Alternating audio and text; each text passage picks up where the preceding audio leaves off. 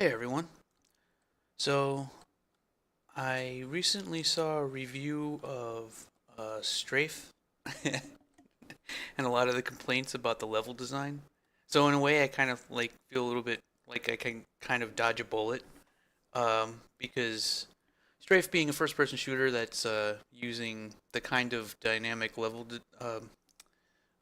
procedural level generation that I was thinking about doing. Strafe actually does the exact same thing.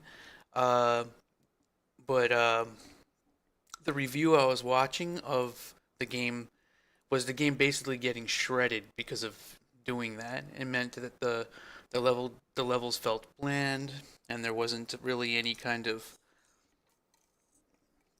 redeemable qualities about the level design or anything like that. It was just bland and blah and unfinished and poop. So I started actually thinking about that a bit and thinking, well, it's one of the things that I brought up in the last video was the idea that maybe I should be leveraging um, my ability to make levels and like my experience with level design in general. I guess it kind of makes a lot of sense to go that route. Um, and I've never really done anything quite like Dark Souls before. So I've got some fun tabs here open up. Um, and then there was a couple of things that I wanted to bring up about the level geometry in general. But so it really got me thinking about this style of level design. Now I'm looking at this, and this is very significant difference between what I would consider to be uh, the kind of level design that you would see in Doom or Quake. It's it's different in a few ways because you have to consider how the player will traverse the zones.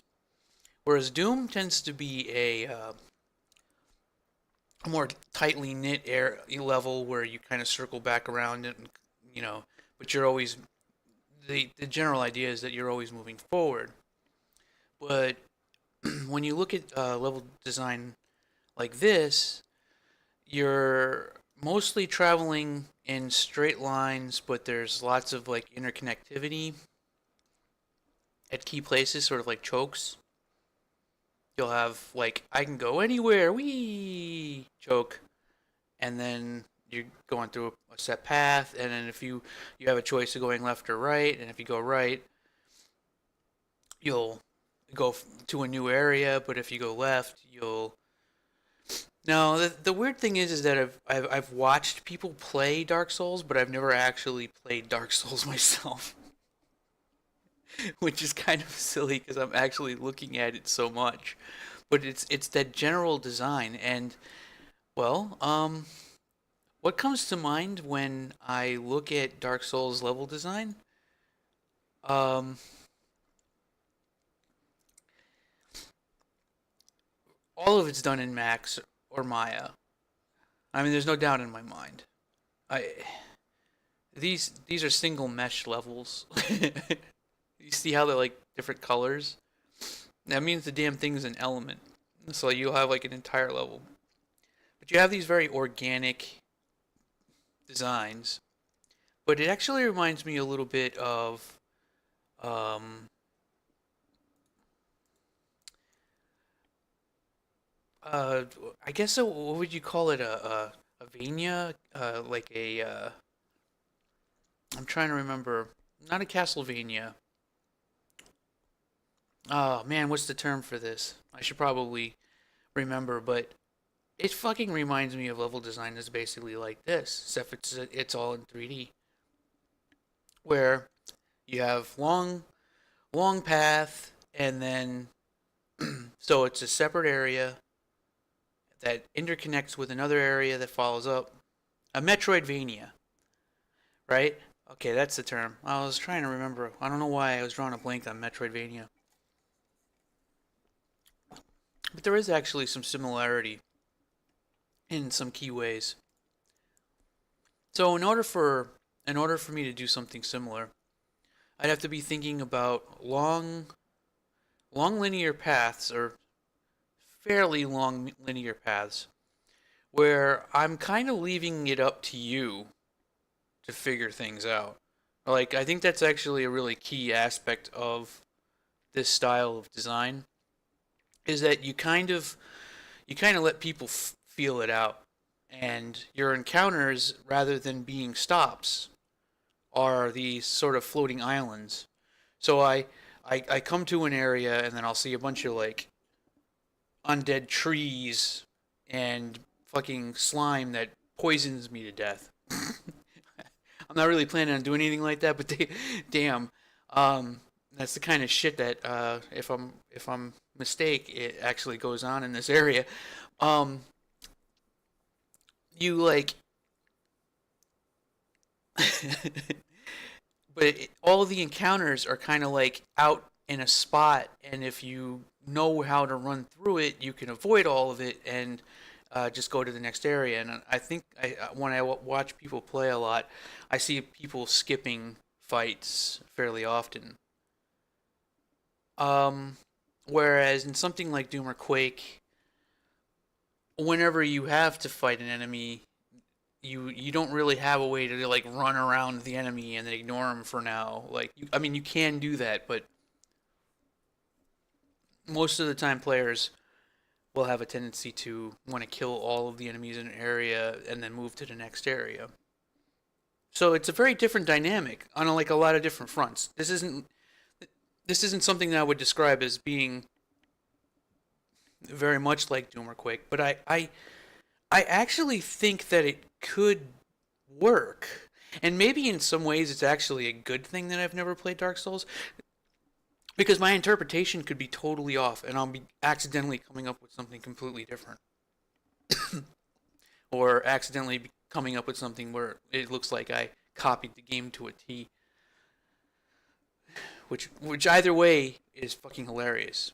It would be funny just to see what happens. Uh, so my current thought right now is to focus on building the content in the same order that players will consume the content. Sort of a build as I go kind of mentality. Now, this level was just sort of a test idea, but I think that if I go full out in the direction of that kind of map that I showed, and I kind of already except I need to make the areas more pronounced. Like each section needs to kind of be like, this is the catacombs. This is you see it going on. Like this is the old military base that was destroyed. Like destroyed military Earth base. Yeah, Earth base. That'll be different. Um, you enter it in. You enter the area. It's technically it's another map. Like when I work on it, it's a separate level file. Uh, and maybe like it's a door that you walk into, and it opens up, and there's like a darkness, and it says entering old military base, deserted base or something. And then you just continue walking in and do a level load, and then it loads that level. So they're separate things. I don't have to worry too much about continuity, but I do need to make sure that things feel continuous, and at least in some respect. Um, so I started thinking about that, but I was also kind of thinking that I'm going to need to have a method of building these levels. I'm really torn because I'm just not a fan of using the brushes in this engine. And the most ideal method of design, honestly, is what feels the best when I'm playing or like when I'm editing is actually using flat sheets. Now the problem is that I that ends up leading to having like a lot of flat sheets, right? Now you're probably wondering why would I bring up the method of the design of the well that's another aspect of this as well is like how do I want to construct the level? And I was thinking like I could do it with brushes, but the thing is that brushes are kind of a drag. They're not fun to use. I know that's a little strange. Like why would I be so concerned about having fun? Well, this I should just be building it.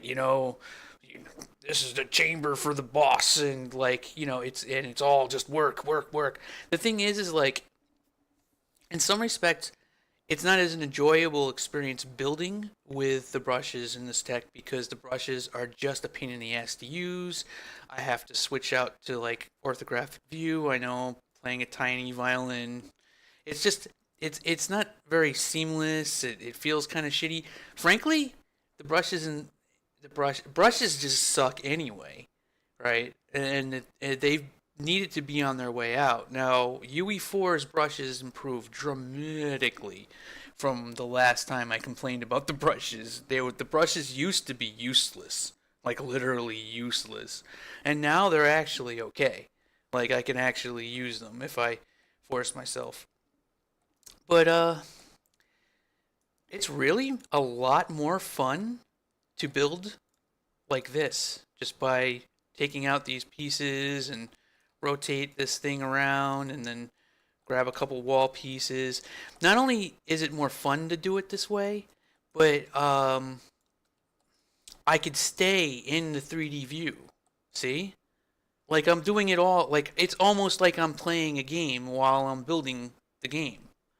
And to me, I think that I feel like that would reflect in the creativity of the design of the level, of the game in general, right? It makes it more fun and more seamless experience. The flat sheets. Maybe it's not the most optimal method. Maybe it's. But the thing is like it's gonna require a fuck ton of sheets, and I guess that's probably not something that I probably should really care too much about. But if I was to actually do this to the proper size, the sheets are like this big. But there's also like other issues as well. If I decide to build everything with just blocks, I mean that's an option as well. Just doing the cubes, which is straight up just like building in Minecraft.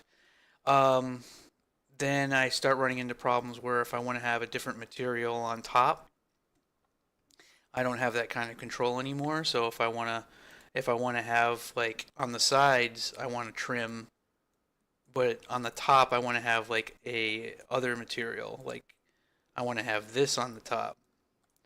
So I was thinking maybe I could just make blocks that have UV set up properly or something like that, or maybe multiple elements, and that would probably make it a little easier. And then I could just build everything with thousands of fucking blocks, uh, which is fine. I guess it would be. I mean, this is still, this feels more natural to me, and would be more fun to build than dragging out a brush. I don't know. So maybe I'm overthinking it. I mean, ultimately, the brushes are going to be are the most optimal way to do this style of level design. It's just that when I look at stuff that's so crafted and well done like this, these angles and it, brushes lead to shit practice. They lead to shitty practice. They lead to making areas that aren't uh, the correct sizes to match up with meshes. You don't have that problem when you're working with cubes and sheets because the measurements are uniform. You don't have the opportunity to fucking like drag a brush out like that and Now, if I have to cover this up with a mesh that's a regular size, I have this thing sticking out on the side. And what a lot of artists end up doing when they have brush levels to art out is they just fucking delete the brush and then slap a bunch of meshes in the approximation of that area. But one of the reasons why I like the idea of using sheets is if I do decide to go full out, arty farty on this and have like uh like finally like take this wall piece. Now, a mesh that's designed to, proper scale will cover this up, or you can make these invisible and place the mesh slightly behind it. Now, what do you have now? You have a really cool looking wall piece that's behind this. The cool looking wall piece only has to have bullet collision, and you actually have successfully built a proper collision hole. Because usually what happens is you got the brush, right? And then people will take meshes and then they'll add meshes in front of the brush. And that creates this like, okay, this is no longer a proper hallway anymore. Like, now there's like shit on the wall that I can get stuck on. And there's like, so to make up for that, we end up adding another brush, which just a blocking volume. In this engine, they're just blocking volumes. So I go to this, and now to make up for the fact that I used a shitty brush in the first place, and it would, let alone the fact that the brush probably is off the grid or is slightly like not the correct size for me to be able to properly trim around it with uniform meshes or modular art pieces. The damn thing uh, doesn't line up correctly, and the room is a weird shape, which I also think affects things as well. I'll get to that in a second. But so now I have less space. As the designer, I wanted to have this much room for the player to get through, but now that we've finished arting the level out, the hallway is now actually a little smaller than I had originally thought. And this affects the player psychologically. It also, like, why the fuck did I even bother putting the brush? I might as well have just put the model that was placed here. The cool looking wall piece that's got pipes on it and stuff like that. That's currently extruded out and sitting in front of a brush. I might as well have just placed that mesh myself where I pressed the brush. But then there's also other situations too where the environment artist will grab the brush and then move it back a little bit so that they can place the mesh there. Like, why? Why aren't we just doing this correctly? Why is this still a thing? I know it seems small, but this affects everything.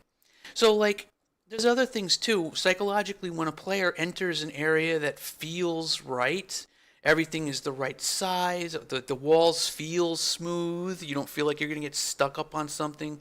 When you have that feeling, you know the difference. And a game that was really bad about this was UT3, Unreal Tournament 3, right?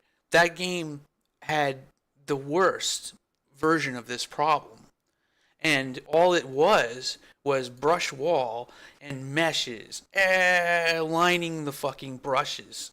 And then sometimes they would not have any brush at all, and there would just be like meshes that were like slammed and jammed all over the place. And there's nothing, it didn't feel right. But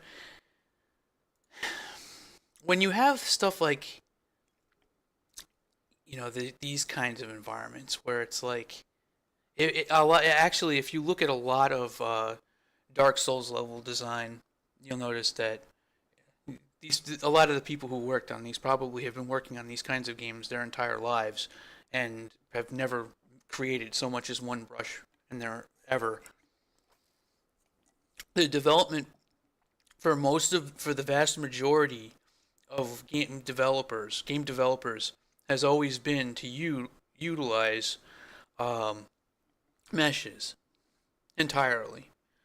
And oftentimes, what they would have two meshes. They'd have a mesh that's for um, the art and a collision mesh, and the designer would be only focused on the collision mesh, and then when it came time to actually uh, do the art, uh, the collision mesh would become invisible, and the artist would then just have free reign to do whatever.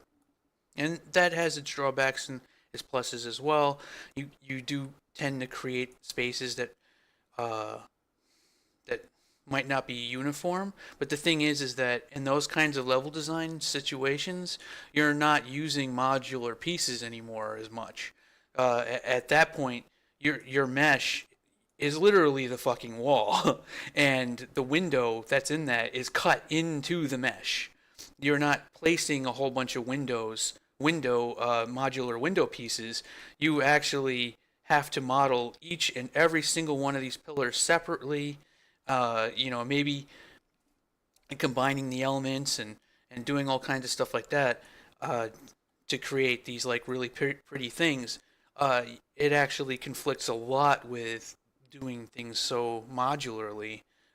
What you would typically do with the Unreal Engine. Unreal Engine's strength is its ability to render lots and lots of the same fucking mesh over and over again. At least that's what the strength was a long time ago. Every engine's strength is that now. But so I want to I want to try and think about doing things in this kind of uh, sense, and actually a Metroidvania. I mean, it's not impossible. I mean, realistically speaking, let's see. I want to have the first 10 levels of the game. When I say levels, I mean experience point levels. Like you gain 10 levels, and then you reach a certain point or something like that, where you have to do something to progress further. Um, maybe every maybe that would mean 5 different areas that are kind of like this, and then you'd be able to go from one to the other, and there's just a couple of different spots here and there, and then you would have like the hub area, which would be off to the side where you do your crafting and stuff, and then where all of the quote unquote bonfires would be uh, sort of your window to saving your character's data, because I guess in my game, when you die, you're gonna lose everything that you were carrying, like in your bags. Not the stuff that was equipped, but I don't know. I'll have to figure that out. Like, there's gonna be a pretty harsh death penalty. Um, I like the souls idea, so it'll probably be something equivalent to that. Maybe that's like getting credits or your crafting materials, like as you collect those. So those are like an important thing. Sorry, I just loaded up Steemit. uh,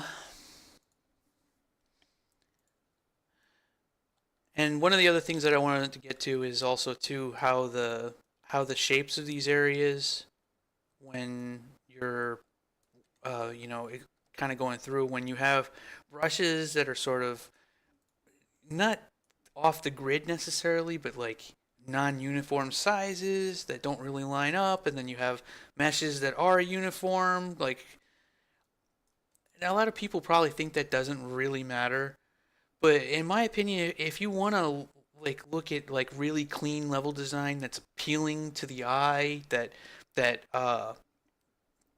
isn't meant to look busy and overwhelming in a sense, is to look at something like Overwatch, where Overwatch builds their levels are built in the traditional pretty much like the rest of the game industry sense, like this, where it's like you have, you know, the level is probably single mesh, or maybe a couple of different a couple of different meshes, and they probably don't use very many modular pieces in Overwatch.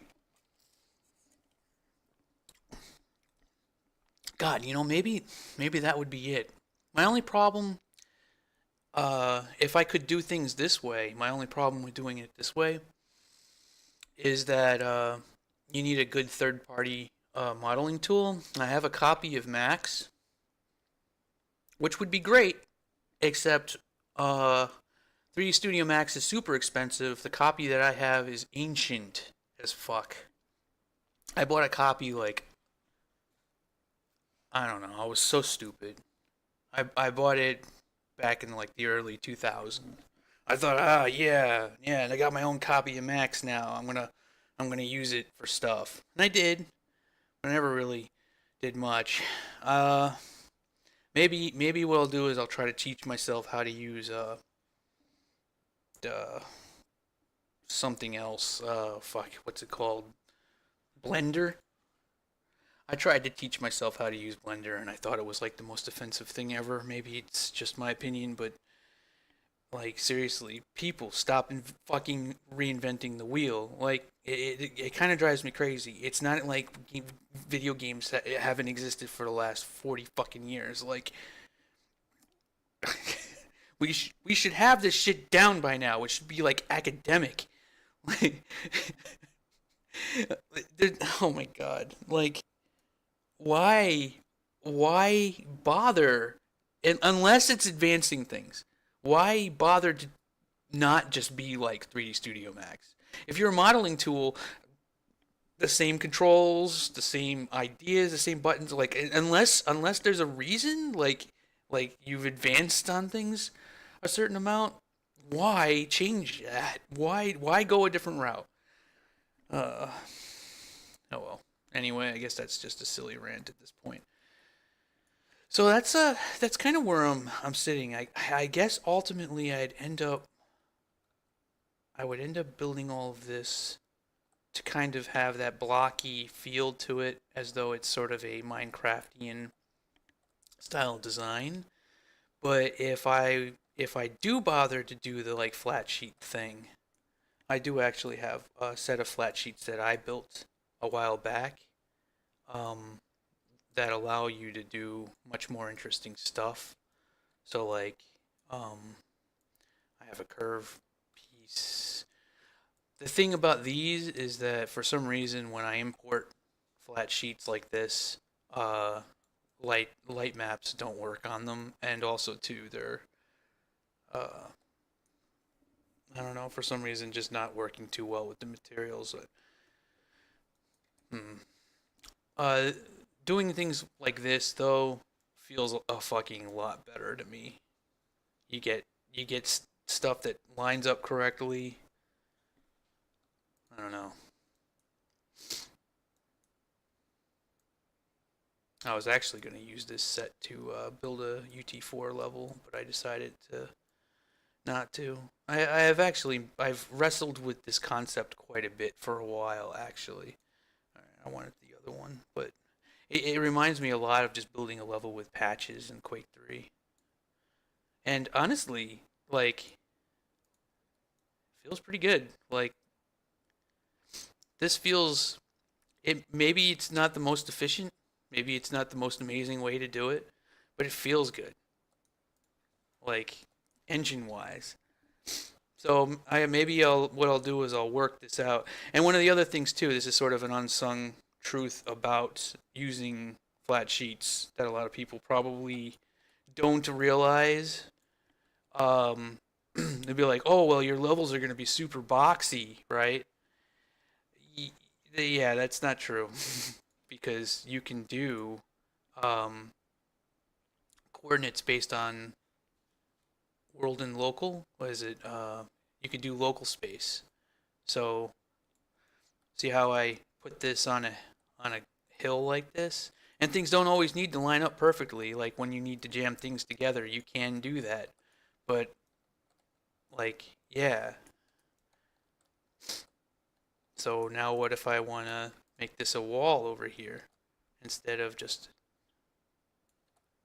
rotate it 90 degrees?